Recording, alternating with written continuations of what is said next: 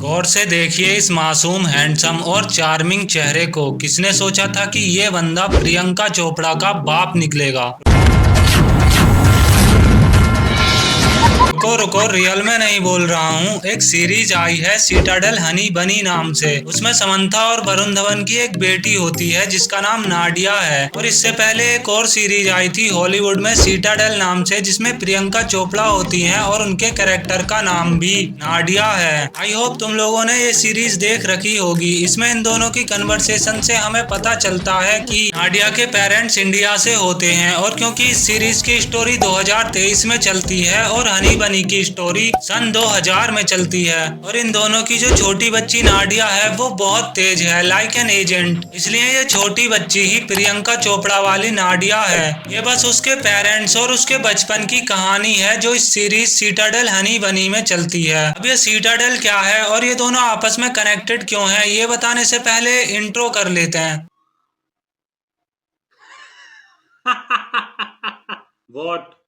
What are you looking for? I am a tomato. Yeah, I am a tomato. Tomato, tomato, tomato, tomato. तो देखो, Citadel एक secret agency है और ये बाकी मूवीज और सीरीज में दिखाई गई एजेंसी से थोड़ी अलग है और अलग तरीके से ही काम करती है। ये किसी एक देश के लिए नहीं बल्कि अलग अलग देशों में फाइनेंशियल और पॉलिटिकल इश्यूज को सॉल्व करने और उनके अंदर हो रही टेरिटरी को रोकने के लिए काम करती है। और ये जो सिटाडेल सीरीज है ये एक फ्रेंचाइजी सीरीज है और इसके अभी तक 3 पार्ट आ चुके हैं। पहला सिटाडेल नाम से था प्रियंका चोपड़ा वाला, जो अमेरिका में टेक प्लेस करता है, और दूसरा इटली में टेक प्लेस करता है सिटाडेल डियाना नाम से, और तीसरा ये है सिटाडेल हनी बनी नाम से जो इंडिया में टेक प्लेस करता है। That's why they are connected to each other. तो हनी बनी की बेसिक स्टोरी कुछ ऐसी है कि इंडिया के 90s के टाइम में अपना हीरो बनी बॉलीवुड में स्टंटमैन की तरह काम करता है, और ये सिर्फ दिखावे के लिए है क्योंकि वो एक सीक्रेट एजेंसी का मेंबर होता है। वहीं दूसरी तरफ हनी हीरोइन बनने के चक्कर में लगी रहती है, लेकिन इस कारणवश वो हीरोइन नहीं बन पाती। फिर उसके पास कोई काम नहीं होता है और बनी पहले से उसका फ्रेंड होता है, तो बनी उससे कहता है कि मेरे लिए काम करेगी, तो वो कहती है कि फिर हनी भी उस सीक्रेट एजेंसी को ज्वाइन कर लेती है और वहीं से सारी गड़बड़ स्टार्ट हो जाती है। मैं पूरा नहीं बताऊंगा, नहीं तो फिर मेजर स्पॉइलर हो जाएगा, और ये सब तुम सीरीज देखकर पता करोगे तो ज्यादा मजा आएगा। वैसे मजे से याद आया, इसमें हमें बहुत कुछ मजेदार देखने को मिलता है। Actors, characters, story telling, cinematography, direction और इसका एक्शन। इसे राजन डीके ने डायरेक्ट किया है, तो आप इसके डायरेक्शन का अंदाजा लगा ही सकते हो अगर आपने इनकी द फैमिली मैन और फर्जी देखी है तो।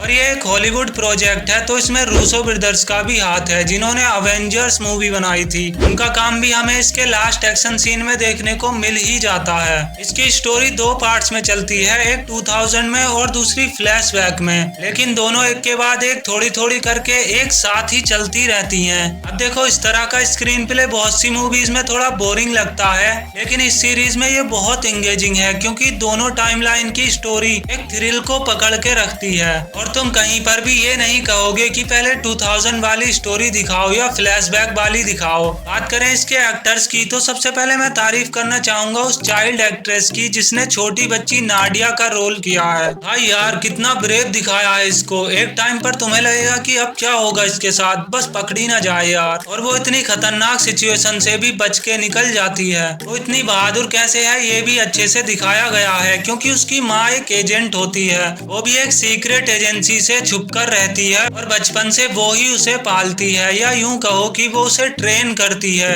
ऐसी खतरनाक सिचुएशन से निकलने के लिए। नाडिया भी अपनी माँ की हर बात मानती है और उसे फॉलो करती है, और ऐसा नहीं है कि वो बच्चों की तरह बिहेव नहीं करती। कहीं कहीं उसकी बातों में बचपना दिखता है, लेकिन वो हमेशा सीरियस रहती है अडल्ट की तरह। और अगर परफॉर्मेंस वाइज वरुण और समंथा में डिफरेंस करना हो तो मैं समंथा को ही ऊपर रखूंगा। और मैं ये इसलिए नहीं बोल रहा हूँ क्योंकि मुझे समंथा का एक्शन पसंद है, बल्कि इसलिए बोल रहा हूँ क्योंकि वो सच में बहुत अच्छा करती हैं। एक सीन में ऐसा होता है कि वो पहले से थोड़ी घायल होती हैं और तभी विलन लोग उन पर हमला कर देते हैं। फिर जब वो 4-5 लोगों से लड़ते लड़ते थक जाती हैं तो वो हाँफने लगती हैं और थोड़ी स्लो हो जाती हैं। तो उनका ये रिएक्शन एक्शन में बहुत ही रियलिस्टिक अप्रोच देता है। और सिर्फ एक्शन ही नहीं बल्कि एक्टिंग में भी जब वो ऑडिशन देने जाती हैं तो डायरेक्टर उनको एक्सप्रेशन देने को बोलता है। वहाँ क्या गजब एक्सप्रेशन करती हैं भाई, एक एक एक्सप्रेशन सॉलिड था उनका। अब देखो वरुण ने भी अच्छा काम किया है, लेकिन उनकी डायलॉग डिलीवरी से कुछ लोगों को प्रॉब्लम होती है। पर मुझे लगता है कि उनकी वॉइस टोन ही ऐसी है कि जब वो डायलॉग बोलते हैं तो कहीं कहीं सीरियस सिचुएशन में भी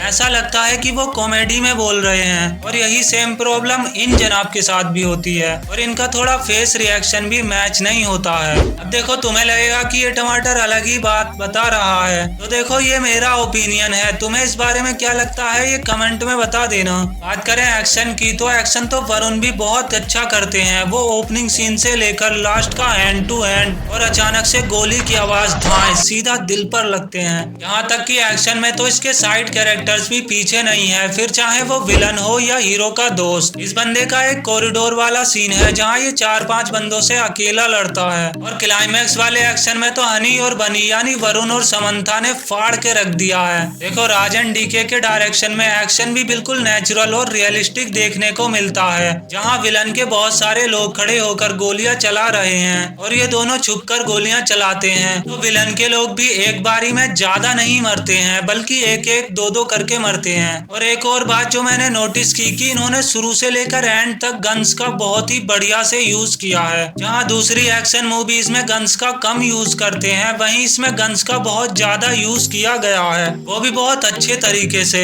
ओवरऑल सीटाडेल हनी बनी सीरीज मेरे जैसे लोगों को ज्यादा अच्छी लगेगी। I mean, जिन्हें स्पाई थ्रिलर और ढेर सारा एक्शन पसंद है उन्हें ये जरूर पसंद आएगी। बाकी मुझसे कुछ छूट गया हो या तुम्हें कुछ कहना हो तो कमेंट में बोल सकते हो। और वीडियो को लाइक और चैनल को सब्सक्राइब करना मत भूलना। बाय।